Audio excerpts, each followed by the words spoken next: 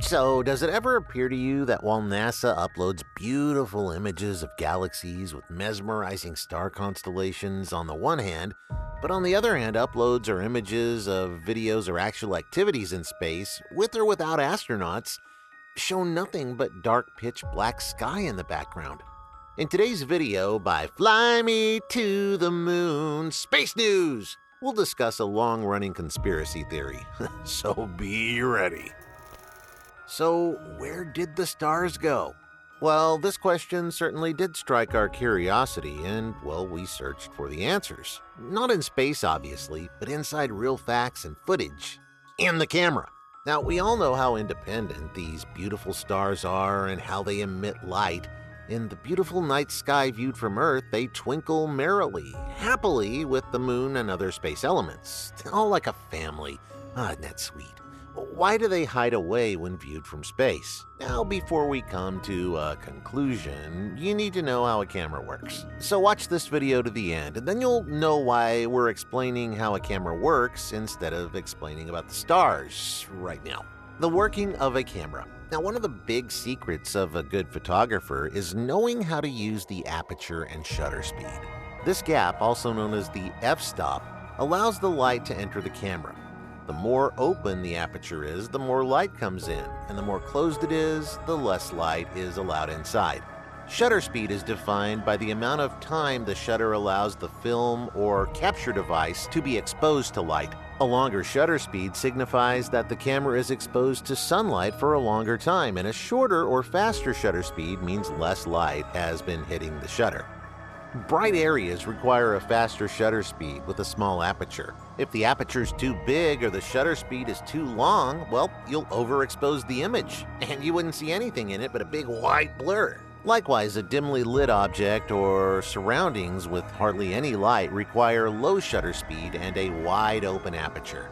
This allows more light to enter the camera and strike the film or capture device, giving more time for the light to accumulate and create clear and visible images. Also, a feature known as ISO is considered while capturing images.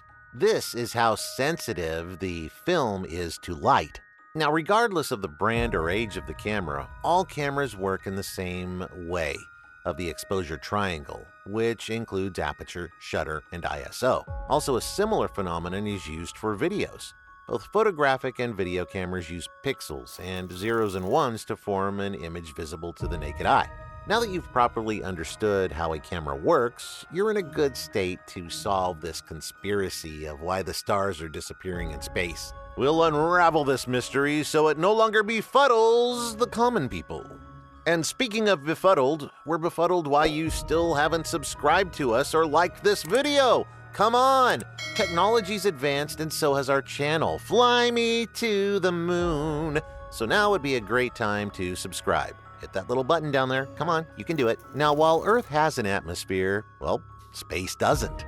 The atmosphere lets light diffuse, thus we can see stars bright in the sky from Earth, not from the moon. The moon's surface reflects light like the astronaut's suit reflects light throughout the video, and it's difficult to capture the bright and dim objects together in an image. A brilliant thing like the stars will take over the image, and it will be too glowy for the dim things to reveal themselves. Stars emit bright light, bright enough to blur out the other stuff in the vicinity of the image.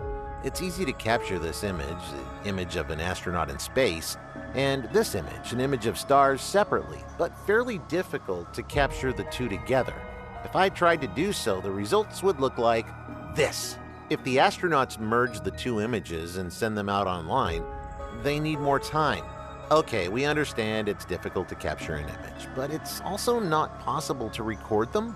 And the answer is also yes. It's impossible for cameras to record the stars and the surface and astronauts together. It's even harder to pinpoint stars in a video camera than on a photo camera. Only space can be captured, or the purpose of the astronauts can be covered. And we must remember that the object of these cameras or satellites in spaceships, or for that matter anywhere in space, is to capture the activities of astronauts and instruments, and not the actions out there in space. So until science uncovers the rare phenomenon that would allow us to capture both at the same time, well, we have to satisfy ourselves by looking at two different images or recordings. But wouldn't it be spectacular to finally reach a level where the camera could capture the real footage without missing out on all the details?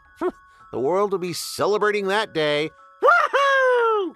And things could be changed so much. Although there have been instances where both Buzz Aldrin and Neil Armstrong, from their trip to space, recalled that they could see the stars from the lunar surface, which was right there if they were in the shadow of the moonlander. When they stood in the shadow of the moonlander, the stars in the universe began to reveal themselves very slowly, and they could witness the beauty of the multiverse. How surreal would that have been? We're jealous, but, we're also happy for them.